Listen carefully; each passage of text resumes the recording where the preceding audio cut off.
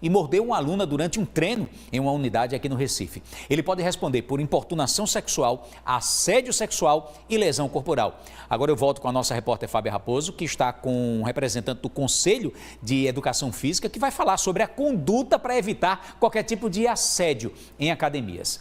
Fábia.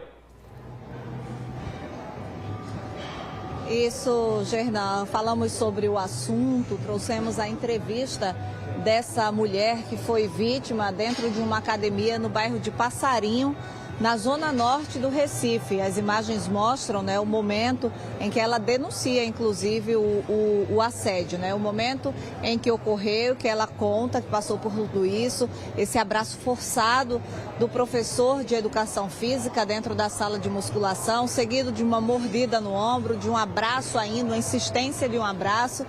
E nós estamos aqui em uma academia no bairro de Boa Viagem, na zona sul do Recife. Aqui serve para a gente como só como cenário, não tem nenhuma relação com o que ocorreu no bairro de Passarinho, na zona norte do Recife. E conversamos aqui com o conselheiro do CREF, do Conselho Regional de Educação Física, o Hugo Alves. E Hugo, a gente quer saber, né, diante desse caso, né, disso que aconteceu, o que é indicado, quais são as práticas, as boas maneiras para um professor de educação física com os alunos, principalmente com as mulheres, né, porque se torna uma relação delicada, essa questão do toque.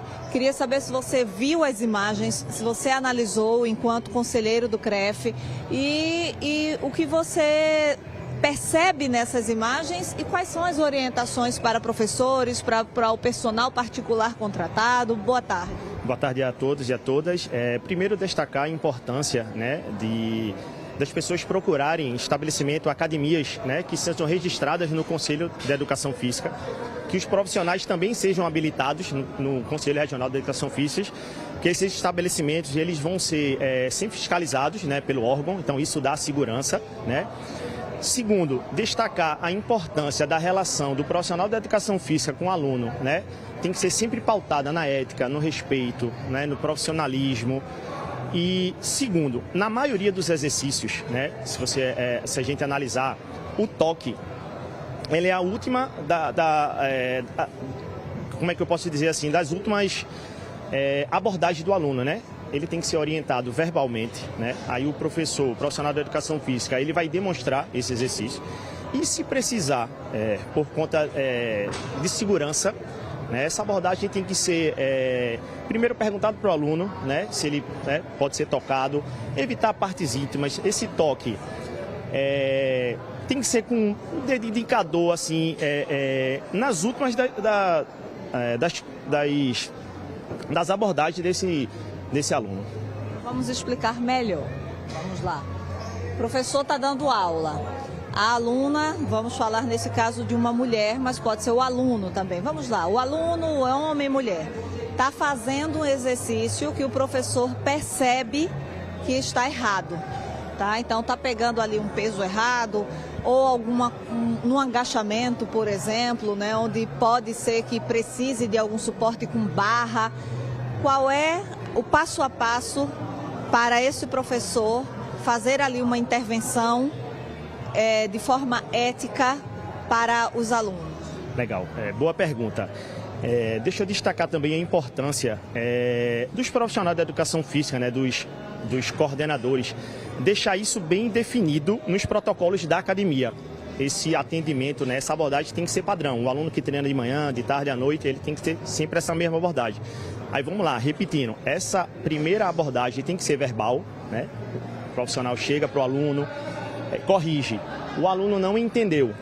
Aí eu vou e tento demonstrar o exercício, que você citou, o agachamento. Aí eu demonstrei o agachamento. O aluno não entendeu. Então eu pergunto, fulana, posso tocar, sei lá, no seu ombro para fazer essa correção da postura, né? O aluno, tendo esse consentimento, a gente vai com o dedo indicador tentar um mínimo de contato. O indicador faz essa correção, mas como eu frisei, isso em casos específicos, na maioria dos casos, essa abordagem verbal, né, a demonstração, o aluno ele consegue fazer o exercício de forma correta e segura. E deve ser suficiente? e deve ser suficiente, né? Assim, eu digo sem medo de errar, são casos específicos que precisa desse toque, né? E o principal, né? A academia tem que ter esses padrões bem definidos entre a equipe, treinar a equipe, né? Para aquele aluno que chega de manhã, de tarde e de noite, eu não posso chegar de manhã e aquele aluno ser abordado de um jeito, então tem que ser treinado, né? O coordenador, o responsável técnico da academia tem que fazer esse treinamento com a equipe para que essas situações não ocorram.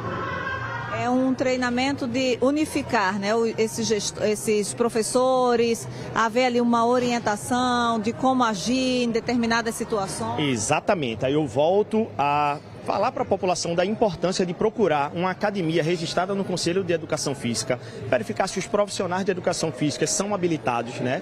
Se tem responsável técnico na academia, né? Porque essas academias vão ser fiscalizadas e essas academias sempre vão ter treinamento, né, da equipe, né? Os coordenadores vão treinar a equipe para esse tipo de abordagem ser padrão, né?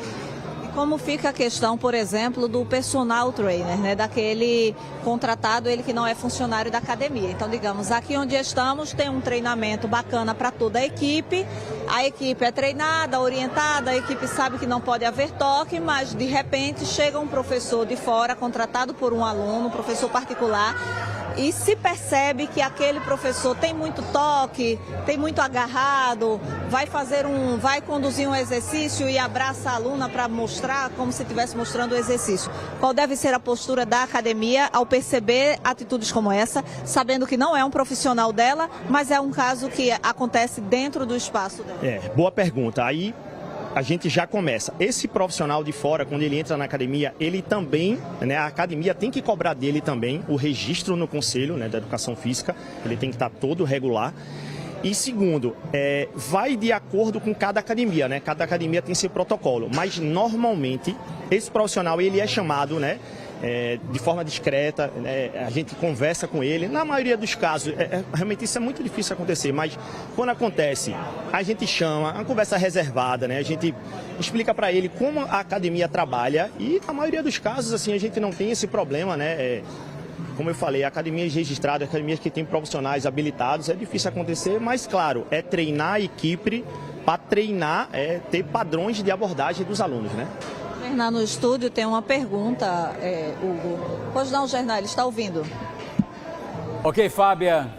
Meu amigo Hugo, muito boa tarde. Seja bem-vindo aqui ao nosso Balanço Geral. Eu conheço o Hugo, tá certo? Parabéns pelo trabalho.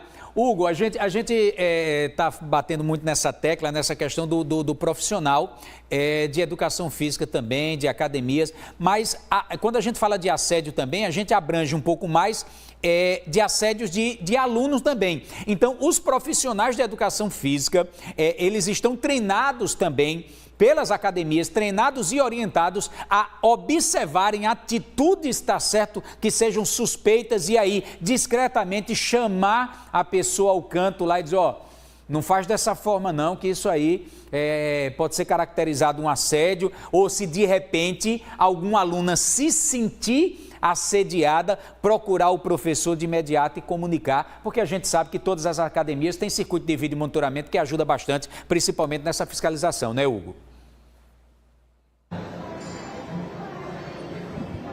Gernan, prazer falar com você, sentindo sua falta aqui na academia. Gernan, ótima pergunta. Existe uma lei municipal que é o protocolo Violeta, né? Academias de ginástica, né, bares e restaurantes aqui em Recife, elas são obrigadas a treinar os profissionais, né, botar cartazes que tem os números de denúncia, tá?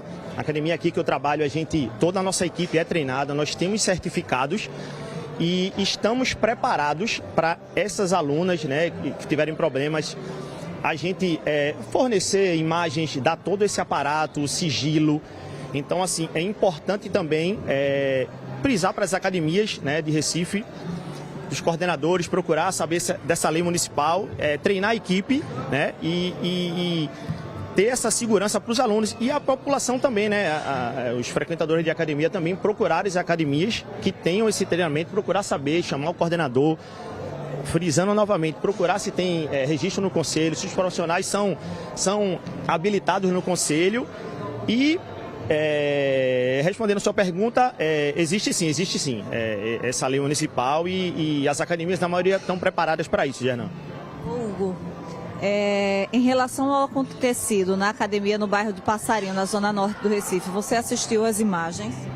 Eu vi as imagens, né? Realmente, assim, são imagens que fogem do padrão, né, de abordagem, né, do profissional da educação física. Realmente, assim, eu não consegui vê-las, assim, só escutei, mas aí, né, cabe à justiça, né, determinar as condutas, mas, assim, reforçando, treinar a equipe, procurar professores, procurar academias que sejam, né, que tenham esse registro, que tenham esse acolhimento.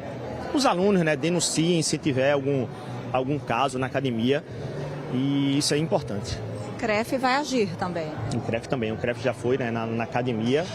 Nós, enquanto conselhos, também já estamos a par da situação.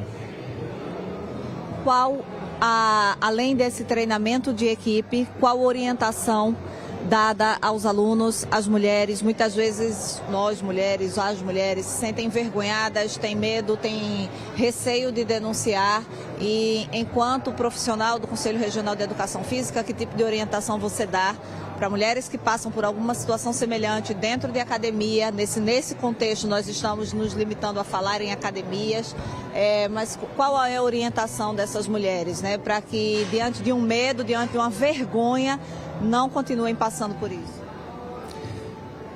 Procurem academias sérias, observem protocolos de atendimento, né? Vejam os professores.